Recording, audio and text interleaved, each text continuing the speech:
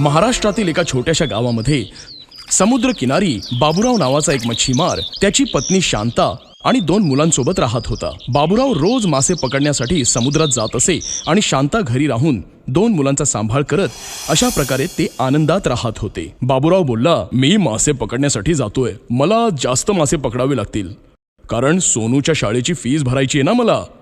ठीक आहे, तुम्ही तुमची काळजी घ्या. जास्त लालसेपोटी आपला जीव धोक्यात टाकू नका. हो हो, तू काळजी करू नकोस, मी लवकर येईन. बाबूराव मासे पकडायला समुद्रात निघून गेला. जास्त मासे पकडण्याच्या लोभामध्ये बाबूराव आपली बोट घेऊन समुद्राच्या मधोमध जाऊ लागला. तेव्हा एक मच्छीमार म्हणाला, अरे भाऊ, तेथे जाऊ नका. तिथे राणी नावाचा मासा तिच्या पिलांसोबत राहतो. तिच्या पिलांवर काही संकट आलं की ती मारते. तुझ्या जीवाला धोका होऊ शकतो. मग बाबूराव म्हणाला, मला घर चालविण्याकरिता जास्त पैशांची गरज आहे. राणी मासा जर तिच्या मुलाचा सांभाळ करते तर मलाही माझ्या मुलांचा सांभाळ करायचा आहे. तुम्ही काळजी करू नका, मला काही होणार नाही. बाबूरावने त्या मच्छीमाराचे काहीच ऐकले नाही आणि तो समुद्रात निघून गेला. जसे बाबूरावने पाण्यात जाळे फेकले, या जाळ्यात राणी माशाचं पिल्लू अडकलं. हे पाहून राणी माशाने बाबूराववर हल्ला केला आणि बाबूराव गंभीररित्या जखमी झाला. हे पाहिल्यानंतर काही मच्छीमारांनी बाबूरावला आपल्या घरी आणलं. आपल्या नवऱ्याला जखमी हालतमध्ये पाहून शांता खूप रडू लागली. अरे देवा, हे काय झालं? आता मी काय करू? मी तुम्हाला सांगितलं होतं की जास्त लालसेमध्ये पडू नका. बाबूरावची परिस्थिती पाहून डॉक्टर म्हणाले, जखमा खूप झाल्यात, इलाज करण्यासाठी खूप खर्च लागेल. मी आता काही औषधं लिहून देतो, पण बाकी सगळे देवाच्या हाती आहे. आता बाबूराव आजारी पडून खूप महिने झाले होते, पण त्याला ना औषधं कामी आली ना देवाचा आशीर्वाद. तुम्ही काही काळजी करू नका, सगळं काही ठीक होईल. देवाच्या कृपेने तुम्ही लवकर बरे व्हाल. आजार पण वाढत चाललं होतं आणि घराची परिस्थिती खालावत चालली होती. आता शांताजवळ 2च आव्हानं होती. एक तर बाबूरावचा इलाज आणि घराचा खर्च भागवणे. शांताने मनाशी ठरवलं की ती आता पैसे कमावणार आणि घरचा खर्च भागवणार आणि नवऱ्याचा इलाजही करणार. शांताने एका सोनाराजवळ आपले दागिने गहाण ठेवून काही पैसे उधार घेतले आणि मासे खरेदी करून ती बाजारात विकू लागली. रोज सकाळी स्वयंपाक बनवणं आणि सुहासला औषधं पाजणं, मासे खरेदी करायचे आणि बाजारात विकायचे, हे तिला खूप जड जात असे. पण तरीही तिने आपली हिंमत नाही हारली. ओ मॅडम, इकडे या, ताजे मासे घेऊन जा. या मोठ्या माशाचा काय भाव आहे? जास्त नाही लावणार मॅडम, फक्त 100 द्या. मासा लई भारी आहे.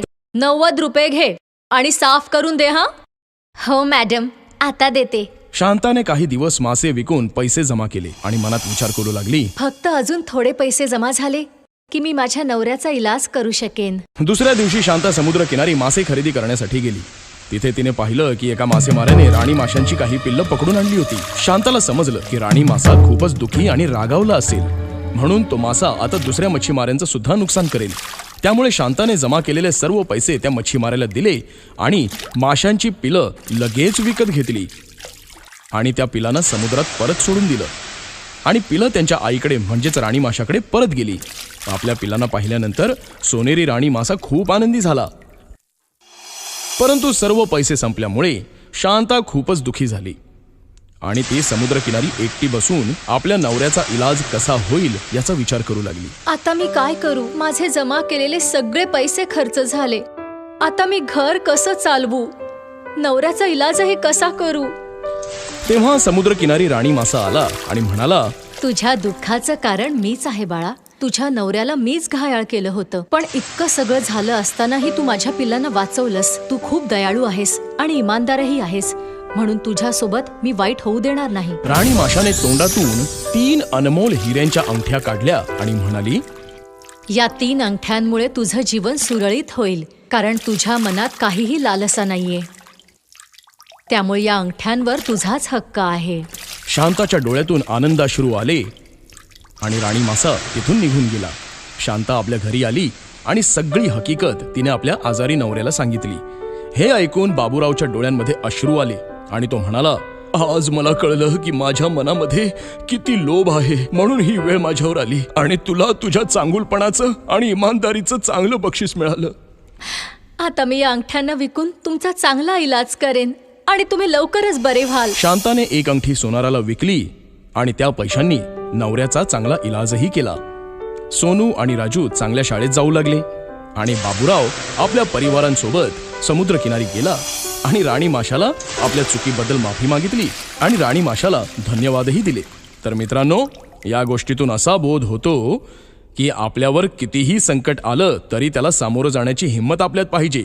त्यामुळे लोभामध्ये पडून दुसऱ्याला मदत करावी, कारण दुसऱ्याचं भलं करण्याने आपलं कधीच वाईट होत नाही.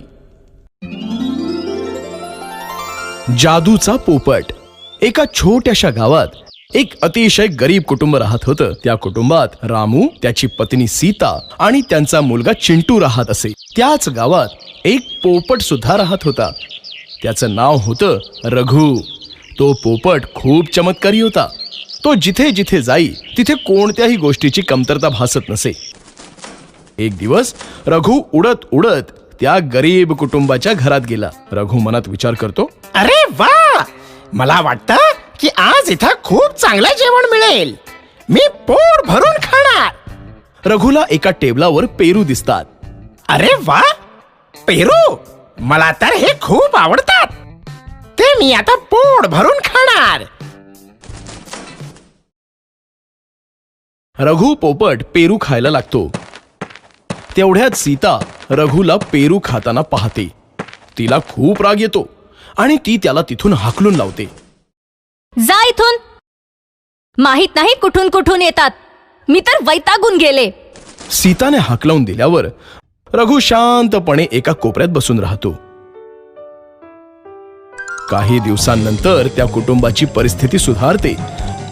एक दिवस रामू आणि सीता जेवण करताना बोलत असतात. आजकाल आपली खूप चांगली प्रगती होतीये. काम देखील खूप चांगलं चाललंय. रामू म्हणतो. त्यावर सीता म्हणते, खरं सांगताय, परमेश्वराची अशीच कृपा असली पाहिजे आपल्यावर. चिंटू बाबांना म्हणतो, पप्पा पप्पा, मला एक छानशी खेळणी घेऊन द्या ना. माझ्या सर्व मित्रांकडे खेळणी आहेत. त्यावर रामू म्हणतो, हो बाळा, मी नक्कीच तुला खेळणी आणून देईन. आपण सगळे किती आनंदात आहोत. माझ्या कुटुंबाला कुणाची नजर ना लागो. घरात एकंदरीत सगळीकडे आनंदाचं वातावरण असतं. तर इकडे रघु स्वयंपाकघरात पेरू खात असतो. मज्जा आली. पेरू खाल्ला, मज्जा आली. पेरू खाल्ला, मज्जा आली. काही वेळाने सीता स्वयंपाकघरात येते आणि रघु पोपटाला पेरू खाताना पाहून तिला अतिशय राग येतो. सीता रघुला घरातून बाहेर काढण्यासाठी पिंजऱ्यात पेरू ठेवते. रघु पिंजऱ्यातील पेरू खाताना पिंजऱ्याचा दरवाजा बंद होतो आणि तो पिंजऱ्यात अडकतो. मला बाहेर काढा. मी इथे फसलोय. मला वाचवा. दुसऱ्या दिवशी सीता पिंजरा उचलून बाहेर दूरवर रघु पोपटाला सोडून येते. रघुला घरातून हाकलून दिल्यानंतर रामूची परिस्थिती हळूहळू बिकट होत जाते. रामूला आपल्या व्यवसायात खूप नुकसान होतं. हे असं कसं झालं? अचानक इतकं सगळं कसं बदललं? आतापर्यंत तर सगळं काही व्यवस्थित चालू होतं. रामू म्हणतो, मला वाटतं परमेश्वर आपल्यावर रागावला असेल. चिंटू म्हणतो, आता मला खेळणी नाही भेटणार. आणि रडत रडतच घराबाहेर जातो. पुन्हा काही दिवसांनंतर रघु पोपट रामूच्या घरी येतो. मी पुन्हा आलो. मी पुन्हा घरी आलो. आता मी खूप पेरू खाणार. रघु सरळ स्वयंपाकघरात जातो आणि पेरू खायला लागतो. थोड्या वेळात सीता स्वयंपाकघरात येते आणि रघु पोपटाला बघून म्हणते, एक तर घरात इतक्या अडचणी चालू आहेत, त्यात हा पोपट मला त्रास देतोय. सीता रघुला तिथून हाकलून देते. रघु उडत उडत एका कोपऱ्यात लपून बसतो. पुन्हा काही दिवसांनंतर रामूच्या घराची परिस्थिती सुधारते. त्याचा व्यवसायही चांगला चालू लागतो. एके रात्री जेव्हा रघु पोपट पेरू खात असतो तेव्हा पिंजऱ्यात अडकून जातो. या लोकांची इच्छा तरी काय आहे? एका पोपटाला शांतपणे पेरू देखील खाऊ देत नाही. मी काय चोरी करतोय का इथे? बस पेरूच तर खातोय ना. तितक्यात रामू स्वयंपाकघरात येतो आणि पिंजऱ्यातील पोपटाला पाहून त्याला बाहेर सोडून देतो. हा पोपट पण किती हट्टी आहे. परत परत घरात येतोय. जसं रामूने रघु पोपटाला सोडून दिलं तसं इकडे दुसऱ्या दिवसापासून त्यांच्या घराची परिस्थिती बिकट होऊ लागते. रामूला व्यवसायात मोठं नुकसान होतं. कुणाला समजत नव्हतं की असं होतंय तरी का. रघु पोपट घरात आला तर घराची परिस्थिती चांगली होते आणि त्याला बाहेर काढून दिल्यानंतर परिस्थिती लगेच बिकट होते. एक दिवस सीता रघु पोपटाच्या घरी यायच्या आणि बाहेर जाण्याच्या स्थितीवर लक्ष ठेवते.